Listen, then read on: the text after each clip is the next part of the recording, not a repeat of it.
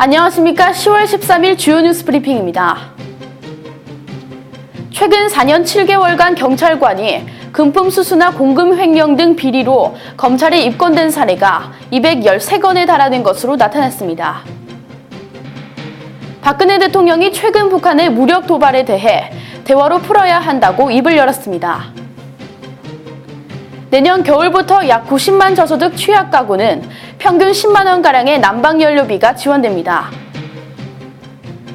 대구경찰 2명이 지난 2010년 성범죄를 저질렀으나 해임 파면 조치돼 논란이 되고 있습니다. 한 살배기 아들까지 끌어들여 고의로 사고를 내고 거액의 보험금을 가로챈 30대 남성 등 일당이 경찰에 검거됐습니다. 국회 안전행정위원회 소속 새정치민주연합 노웅래 의원은 오늘 경찰청에 대한 국정감사에서 최근 4년 7개월간 경찰관이 금품 수수나 공금 횡령 등 비리로 검찰에 입건된 사례가 213건에 달하는 것으로 나타났다고 밝혔습니다. 지난 2010년부터 올해 7월 말까지 경찰관의 범죄 수익은 14억 원여 원에 달하는데 이를 계산하면 경찰관들이 비리를 통해 매달 평균 2,500만 원꼴로 금품을 챙긴 셈이라고 노 의원은 지적했습니다. 노 의원은 지난 2010년부터 공무원 금품 비리를 근절하기 위해 금품 수수액의 5배까지 부여할 수 있는 징계부과금 제도가 시행됐지만 올해 7월까지 징계부과금은 18억 원에 불과했으며 납부율도 27%에 그쳤다고 덧붙였습니다. 박근혜 대통령은 최근 북한의 이딴 무력 도발과 관련해 도발에는 단호히 대처해 나가되 대화의 문은 항상 열어놓고 평화 정책을 위해 노력해 나갈 것이라고 말했습니다. 박 대통령은 오늘 청와대에서 열린 통일준비위원회 2차 전체 회의에서 북한은 지금껏 이중적인 모습을 보여왔기 때문에 섣부른 판단으로 남북관계 환경을 바꾸는 것은 매우 위험한 일이라면서 이같이 밝혔습니다.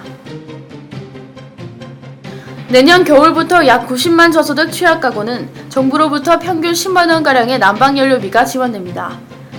산업통상자원부는 오늘 국회 산업통상자원위원회 국정감사에서 업무 현황 보고를 통해 취약계층의 겨울나기를 지원하기 위해 에너지 바우처 제도를 운영할 계획이라고 밝혔습니다.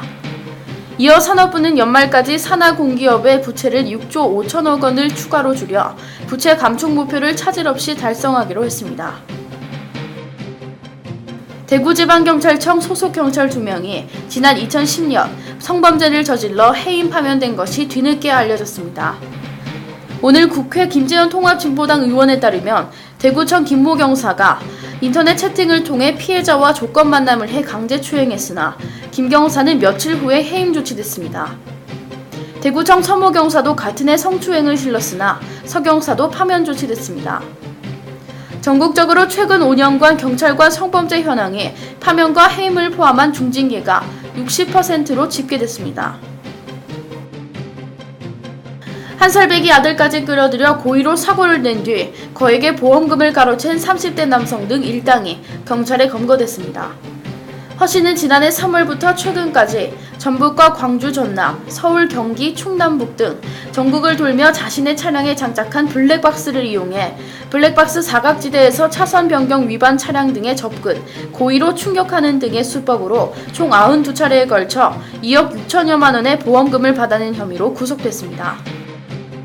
지금까지 10월 13일 주요 뉴스 브리핑 허아영이었습니다.